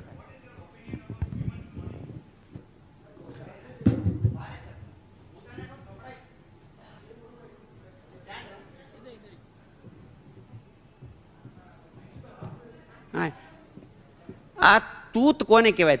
તૂત. હ્યુમન ક્લોનિંગ શક્ય નથી. મેં લોકોએ હમણાં એક અમેરિકન ડિક્શનરી માટે એક ચેપ્ટર લખ્યું છે. એના 2 કારણ છે. ક્લોનિંગ એટલે એના એજ ભાઈ લાલુ લાલુ લાલુ લાલુ લાલુ, જયા જયા જયા જયા જયા, બિન લાડેન બિન લાડેન બિન લાડેન બિન લાડેન. કુદરત વૈવિધ્યમાં એટલું બધું માને છે કે હજી સુધી 2 અંડકોષ સરખા થયા નથી. હજી સુધી 2 ફિંગરપ્રિન્ટ જોડિયાભાઈની પણ સરખી થઈ નથી. આ ફિંગરપ્રિન્ટને આધારે હું તમને સમજાવી દઉં કે ગીતા સાવ સાચી છે. ન જાયતે જાય માને શરીરે, ન હન્યતે હન્ય માને શરીરે. નથી તમારો જન્મ, નથી તમારું મરણ. કરું પ્રૂવ? તમારો ડાબો હાથ ઊંચો કરો. શેઠ, તમારા ડાબા હાથનો અંગૂઠો છે ને, it's call LTI, left thumb impression. જગતમાં 400 બિલિયન માણસો હોય તો 2 થમ્બ ઇમ્પ્રેશન સરખી નહીં મળે. તો તમે કેવી રીતે આ અનન્યપણું જે છે એ કેવી રીતે મેળવ્યું તમને? કારણ કે તમે તમારા માના ઉદરમાં હતા ત્યારે તમને કહેવામાં આવ્યું કે જો ગાંધીજી જેવી ન કરતો, નહેરુ જેવી ન કરતો, મારા જેવી ન કરતો. તમે કીધું કે બધી મને પહેલાં બતાવો એટલે હું બધાને એક્સક્લુડ કરીશ, એટલે હું મારી કરીશ. ફિઝિક્સમાં અત્યારે principle is known as tight principle. Total inclusion allows total exclusion. સમજ્યા? એટલે જગતભરની અનાદિકાળની અને અનંત ભવિષ્યની બધી ફિંગરપ્રિન્ટ તમને આમ બતાડે, જેથી કરીને તમે બધાને બહાર કરી અને તમારી બનાવી. બરાબર? અને શું કામ બતાવી? કારણ કે ગાંધીજી અને ક્રાઇસ્ટ એના માના ઉદરમાં હતા ને ત્યારે તમે કીધું જો ભાઈ આ મારો અંગૂઠો છે, આવી તું ન કરતો. સાવ છે. બાયોલોજીકલી સ્પીકિંગ આપણને મૃત્યુ એટલા માટે નથી કારણ કે આપણે જન્મ નથી. અને જે કહ્યું કે સહજાનંદી શુદ્ધ સ્વરૂપી અવિનાશી હું આત્મ સ્વરૂપ, દેહ મરે છે હું નથી મરતો. C now. હવે આ beautiful it is said. Cloning એ રિસર્ચમાં ફંડ્સ મેળવવા માટેનું એક જબરજસ્ત તૂત છે. સેટ ક્લોનિંગ શક્ય નથી. હું જ્યારે સ્લોન કેટરિંગ ઇન્સ્ટિટ્યૂટમાંથી બહાર પડ્યો, સ્લોન કેટરિંગ એટલે મક્કા ઓફ કેન્સર ટ્રીટમેન્ટ, સમજ્યા? ત્યાં આપણા સંજીવા રદ્દી પણ ગયેલા, સોરી સંજીવા રેડ્ડી. મેં રદ્દી ક્યારથી કીધા કે અમારા બધાનું અપમાન કરીને ત્યાં ટ્રીટમેન્ટ માટે ગયા, સમજ્યા? રાધાકૃષ્ણન જ્યારે કેટરેક ઇંગ્લેન્ડમાં કઢાવે ત્યારે તકલીફ થઈ. Anyway we come back to it કે ત્યાર પછી હું એક આગેવાન જર્નાલિસ્ટ સાથે લંચ માટે ગયો. ત્યારે માટીની પિતા પિતા મેં કીધું કે જો what were you doing before this? મને કે હું સ્લોન કેટરિંગમાં 20 મહિના માટે પબ્લિક રિલેશન્સ ઓફિસર હતો. તો મેં જોબ કેમ છોડી? તો મને કે લોકોને જૂઠાણા કહેવાનો બહુ કંટાળો આવી ગયો એટલે છોડી દીધું. અમેરિકામાં અને અહીંયા રિસર્ચના ડીંડવાણા નામે, HIV એડ્સના નામે જે પૈસા ખર્ચાય છે, ઇટ ઇઝ અનબિલિવેબલ. હું તમને એટલું કહી શકું કે કુદરતના વૈવિધ્યના દરબારમાં ક્લોનિંગ શક્ય છે જ નહીં. આ લોકોએ જે કર્યું છે એ ખોટું છે. પણ હવે ઓલરેડી તમને ખબર છે કે 1933માં ડાયોન ફેમિલીમાં 5 દીકરીઓ જન્મી એક જ ઈંડામાંથી, 5 જુદી. અને 9 બેન્ડેડ આર્માડીલો છે જે દર વખતે એક ઈંડામાંથી 8 બાળકોને પેદા કરે, 8 જુદા હોય છે. Cloning is not possible. Not possible, it's not possible. એટલે હું એને તૂતના લેવલ ઉપર મૂકું છું.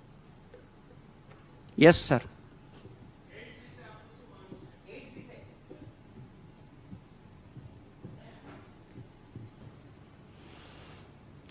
મારે 2 વખત સાઉથ આફ્રિકા જવું પડ્યું એડ્સ માટે. ત્યાંના ગવર્મેન્ટે બોલાવ્યા. એડ્સનો વાયરસ છે નહીં, પણ છે એમ માનવાથી ગ્રાન્ટ બહુ મળે છે. એટલે મેં આ સાઉથ આફ્રિકામાં એમ કીધેલું કે to talk of AIDS virus is like asking a blind man to go into a dark room to find a black hat which is not there.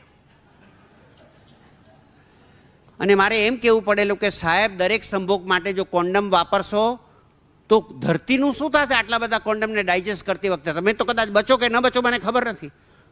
દરેક દેશમાં એફએલ ટાવર થઈ જવાનો. મહેશ, આ પન સમજાય છે?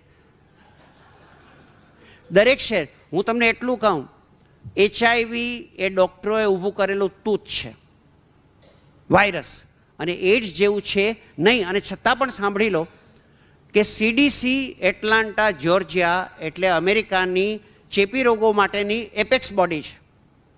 ત્યાંથી હમણાં હોટ ઝોન નામનું એક પુસ્તક બહાર પડ્યું છે. એમાં એમ લખ્યું છે કે આજકાલ એબોલા ઝેર, એબોલા સુદાન કંઈક વાયરસ ઇન્ફેક્શન ફરી રહ્યા છે. એનું મોટામાં મોટું કારણ હોય તો મેડિકલ રિસર્ચ છે. શું કામ?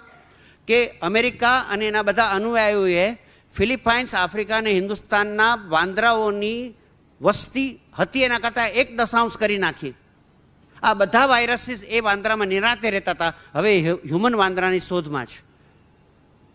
એટલે અત્યારે જે વાયરસનો ઉપદ્રવ છે, the pure reason is medical science. એટલે હું તો એડ્સને એલોપેથી ઇન્ડ્યુસ ડેફિશિયન્સી સિન્ડ્રોમ કહું છું. એડ્સની વ્યાખ્યા નથી, એડ્સ નથી, આ હું એમ સ્પષ્ટપણે માનું છું. અને વાલી કરવાથી એડ્સ થતું નથી. હા બોલો સાહેબ.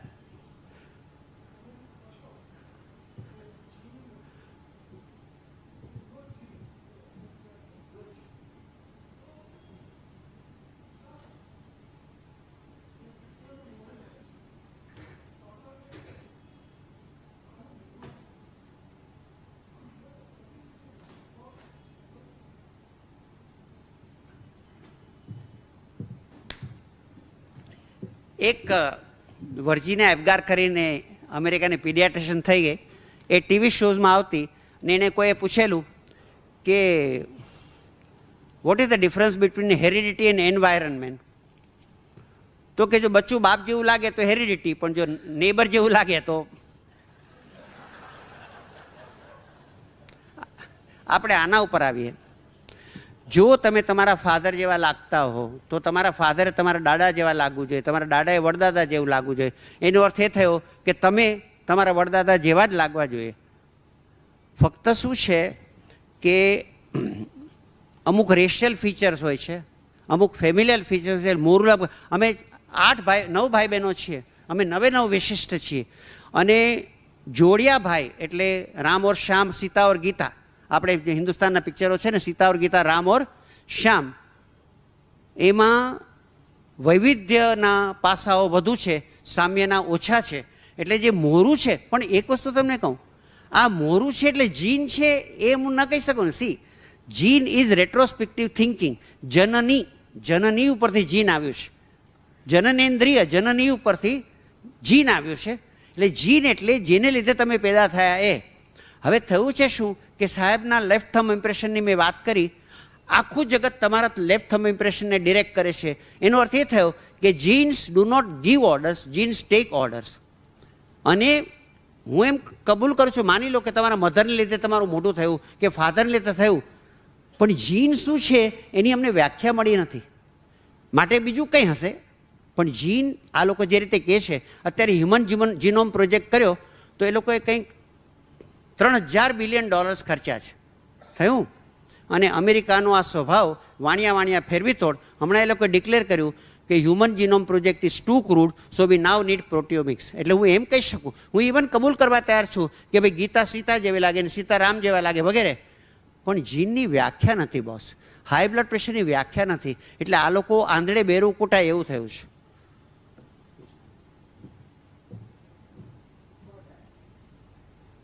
બધા લોકો વારસાદાર વારસો તો હોતો નથી, પણ ડાયાબિટીસ તો મારા ખ્યાલ મુજબ બધા ડોક્ટરો કહે છે કે જો મા બાપને બંનેને ડાયાબિટીસ હોય તો સંતાનને ડાયાબિટીસ 100% હોય છે. આ સ્વભાવની મીઠાશની વાત કરો છો કે લોહીની મીઠાશ? ડાયાબિટીસ સ્વભાવની મીઠાશ કે લોહીની મીઠાશ?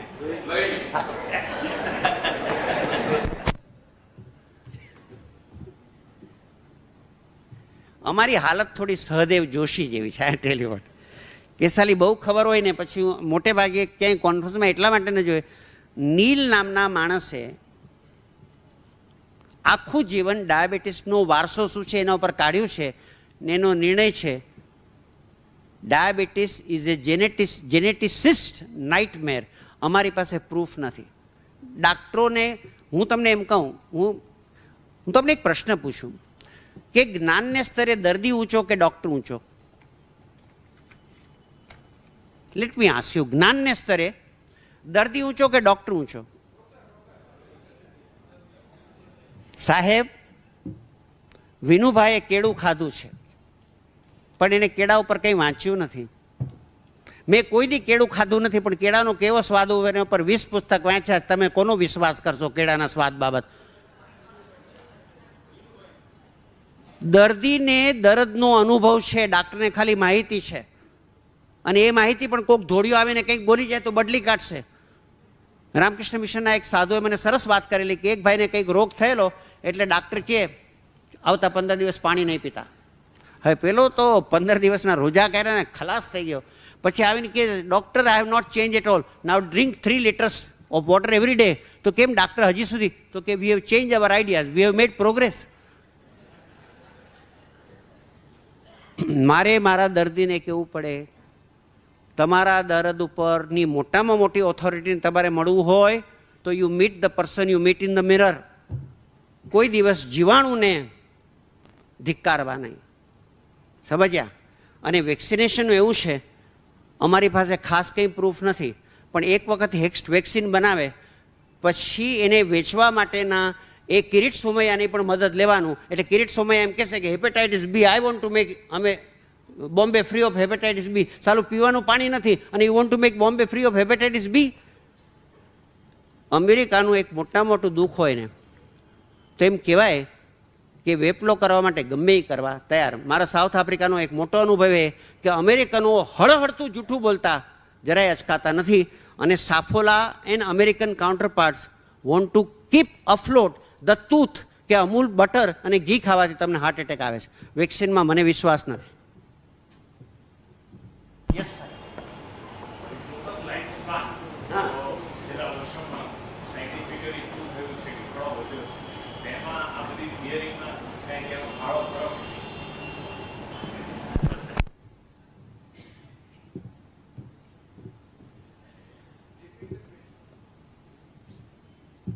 શતમ જીવ શરદ આ વૈદિક બ્લેસિંગ છે અને બિબલિકલ બ્લેસિંગ્સ છે 3 scores and 10.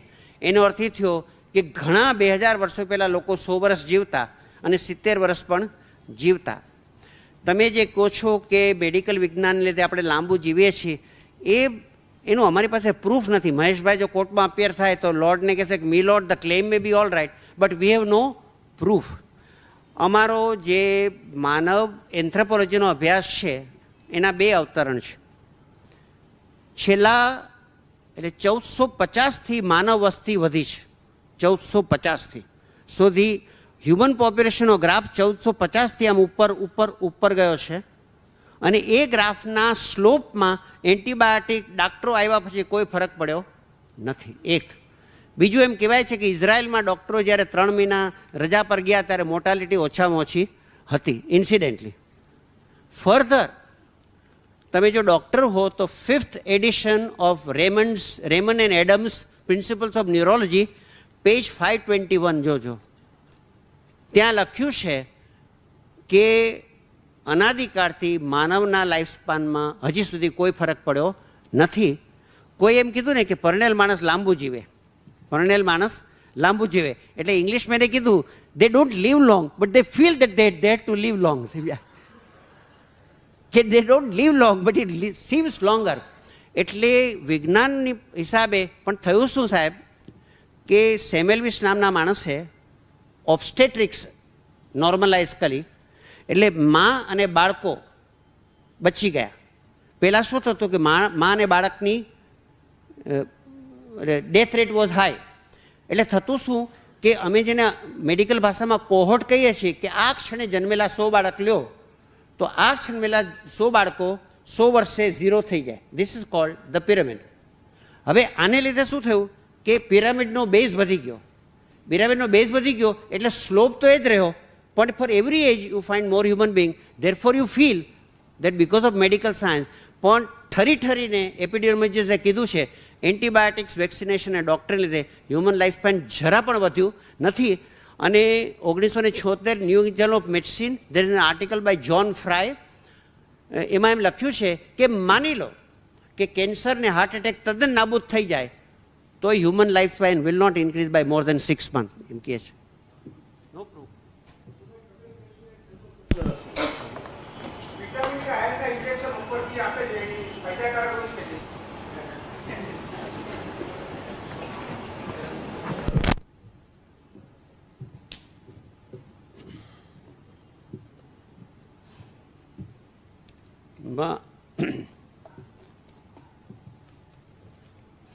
મને જે રોટલી દાળ ભાત શાક અને કેળામાં પૂર્ણતા લાગી છે એકે ટોનિકમાં લાગી નથી. એક. બીજું, આરોગ્યનો પાયો breathable air. Mind you, I am underlining breathable air. અને ચર્ચિલે કહેલું એમ આ લોકો એના ઉપર એ ટેક્સ નાખવા તૈયાર થશે, એ થાય તો આશ્ચર્ય ન પામતા. બ્રીધેબલ એર, ડ્રિંકેબલ વોટર.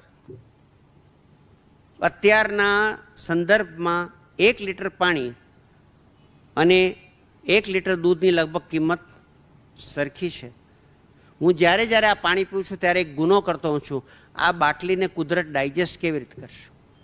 ઓનેસ્ટલી આ બાટલીને કુદરત ડાયજેસ્ટ નહીં કરી શકે. આ મોટામાં મોટો મેં આચરેલો એક ગુનો છે, થવા દો.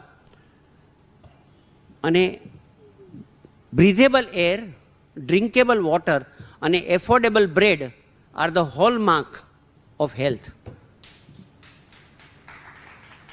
વિટામિન અને ઇન્જેક્શન તો જો તમે ફાર્મેકોલોજીની ટેક્સ વાંચો તો થાય શું કે તમે આવો ત્યારે અમે પ્રિસ્ક્રિપ્શન ના આપીએ તો તમને થયું કે અમારા પૈસા પડી ગયા, એટલે અમારે તો કંઈક આપવું જ પડે. પછી રોય પોર્ટરે લખ્યું છે, આણે શબ્દો વાપર્યા છે કે prescription pad is a doctor's way of saying fuck off. Mahesh એના શબ્દો લખ્યા છે અંગ્રેજી ટેક્સ્ટમાં કે પહેલાં દર્દીને એલિમિનેટ કરવું હોય અને કોઈએ એમ કીધું કે દવા આપવા કરતાં દર્દીને સમય આપો. ડૉક્ટર શબ્દ સંસ્કૃત દિગ પરથી આવ્યો છે. દિગ એટલે દિશા, દિગ્દર્શક, ડિરેક્ટર, ડૉક્ટર. અમે દવા આપવા જઈનમાં નથી, દિશા આપવા જઈનમાં છે.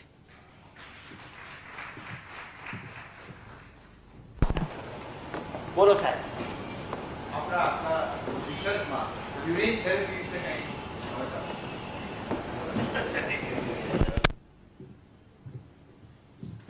મોરાર કોલા એટલે મોરારજીભાઈ બાબતે બે જોક સમજી મને.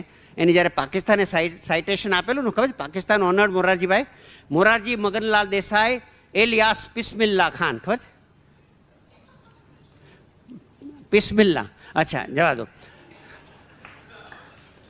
અને હું કોઈને પૂછું કે મોરારજીભાઈ એના બાપને વધુ પૂજે કે માને? એની બડી રંતીદેવ, મોરારજીભાઈના બાપને વધુ ચાહતા કે માને? બાપને. કારણ કે સવારના પોરમાં એ પોતાના પિતાજીને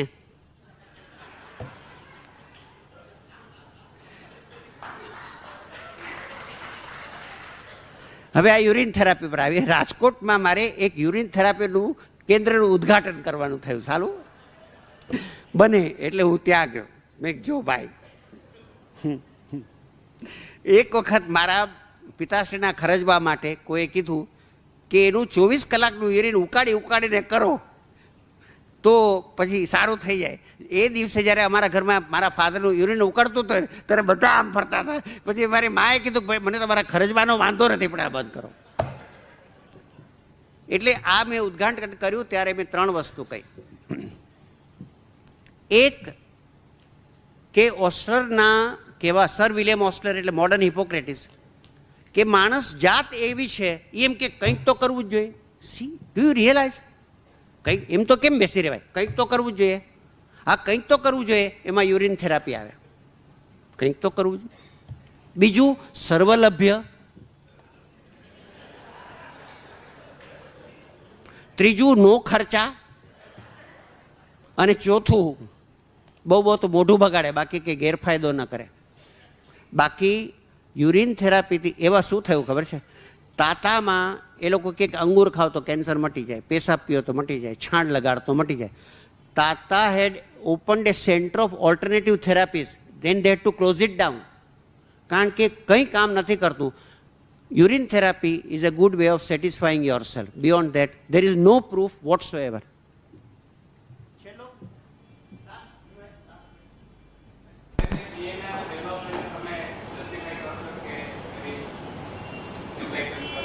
શેના માટે? હા, એના જે 3 કરોડ સેલ્સ કે જે આપણા ન્યૂઝપેપરમાં દેખાય છે, total cells become 3 crore cells. Similar imaging beyond એકે સેલ્સ થતા નથી ડિફરન્ટ ટાઈપના. એના કોમ્બિનેશન પરમ્યુટેશન પ્રમાણે આખું જનરેશન ડેવલપ થાય. તો do you believe that or it's a American truth?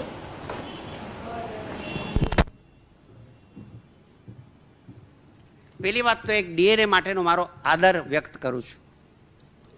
DNA જગતનું મોસ્ટ કોમ્પ્લેક્સ મોલેક્યુલ છે, મોસ્ટ કોમ્પ્લેક્સ, અને માનવ સર્જિત નથી. એક. બીજું, ગધેડામાં ને તમારામાંનું ડીએનએ ઇઝ ડિપ્રેસિંગલી સિમિલર. સમજ્યા? ત્રીજું, ડીએનએ છે એ ત્રિમૂર્તિ રૂપ છે.